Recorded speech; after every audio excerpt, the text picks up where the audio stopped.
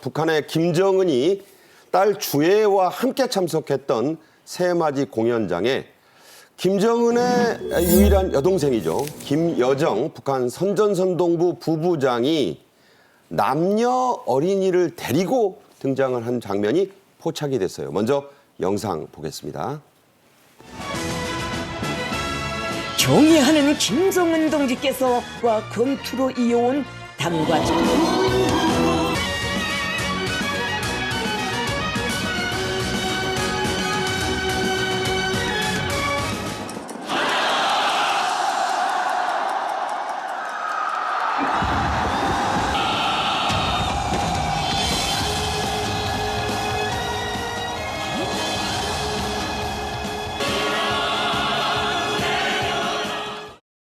자, 방금 보셨지만 김여정이 털코트, 밍크코트 같아요. 이걸 입고 조금 어려 보이는 남자의 손을 왼쪽 손으로 잡고 그 옆으로는 조금 그보다는 키가 커 보이는 여자아이를 대동했습니다. 아주 짧은 장면이었는데 이게 포착이 됐어요.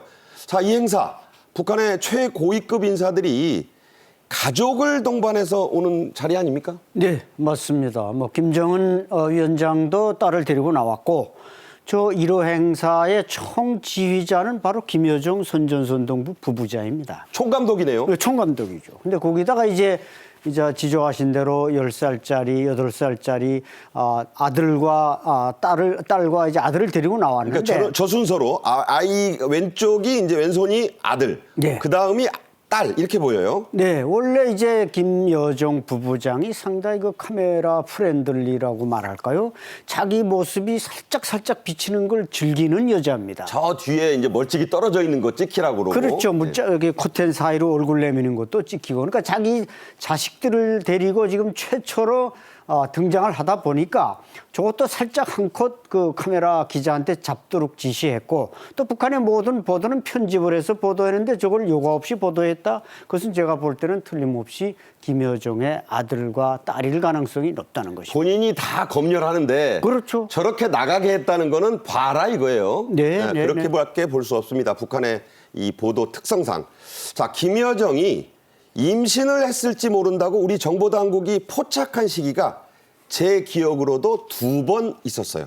그때와 비교해서 보면 이 어린이들 나이가 짐작이 좀 되죠? 네, 그렇습니다. 김정은 위원장은 아마 2009년 등장할 때 결혼을 시켰고 김여정은 아마 2014년경 약 10년 전에 결혼한 걸로 이렇게 우리가 유추해 볼 수 있는데 아니게나 이제 지적하신 대로 2015년과 2018년에 임신했던 걸로 우리 국정원이 파악하고 있습니다. 우리가 영상을 통해 다 기억하지만 2018년 평창 올림픽에 참가하기 위해서 청와대를 방문했을 때 그때 임신 8개월이었어요. 예, 임신 8개월이고 그게 우리 정보기관에 의해서 다 체크가 됐고 그러다 보니까 지금 나이로 보나 이 모든 걸 유추해 볼 때는 김여정 부부장의 딸과 아들일 가능성이 높다는 것입니다. 네.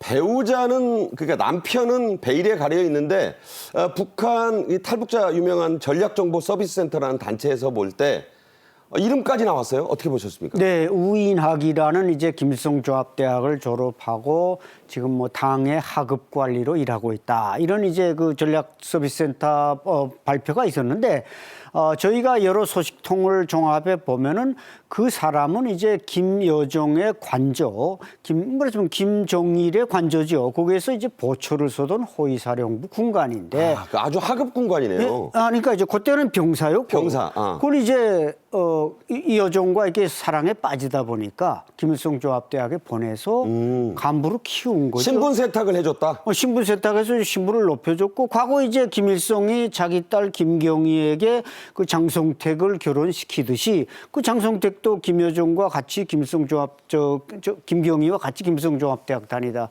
결혼하지 않았습니까? 그러니까 상당히 이제 그 우인학이라는 보초병 출신일 가능성이 높다는 얘기고 한때 최룡해의 아들과 결혼했다는 건 사실이 아닌 것 같아요. 네, 최용의 아들이 좀 장애가 있어가지고 그리고 또 북한의 노동당의 원칙은 높은 정치국의원 후보의원들 자녀끼리는 결혼하지 못한다. 이런 하나의 그 원칙이 있습니다. 네, 저 얘기를 들으니까 경호원 출신과 결혼했던 어떤 재벌 딸이 생각이 납니다.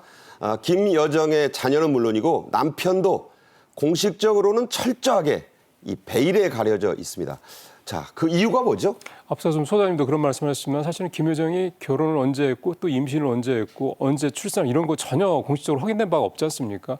그게 2013년 그 김정은 위원장이 고모부 장성택 을 이제 반역 혐의로 이렇게 처형했던 그런 부분들이 좀 뭔가 어떤 학습 효과가 있는 게 아니냐 그런 생각 좀 들고요. 그때 그러니까 고모부를 네. 그냥 고사총으로 아주 이게 총살했죠. 굉장히 충격적인 일이죠. 그러니까 그런 일이 벌어지다 보니 아무래도 이제 일테면 이런 최고 지도부 내에서도 가족들 간에서도 그런 부분에서는 상당히 좀 어떤 그 거리를 두고 격을 좀 지키고 자리를 이렇게 좀 두는 사이가 아니냐 그렇게 좀 볼 수가 있겠고요. 아무래도 이런 부분들이 이제 북한만의 특징적인 어떤 부분이라고 좀 볼 수가 있겠습니다. 네. 최근 김정은의 딸인 이 김주애의 위치가 더 많이 올라갔다는 분석이 잇따라 나오고 있습니다. 이런 시점에 이례적으로 김여정의 자녀로 추정되는 아이들이 사실상 고의적으로 공개가 됐습니다. 자, 어떤 해석을 할 수 있을까요? 네, 아마 깊은 연관성이 있는 것 같습니다. 그러니까 김정은만 후계자가 딸이 되는 게 아니라 또 그 주위에 상당히 로열 패밀리들이 포진하고 있으니까 후계 문제에 대해서는 걱정하지 말라.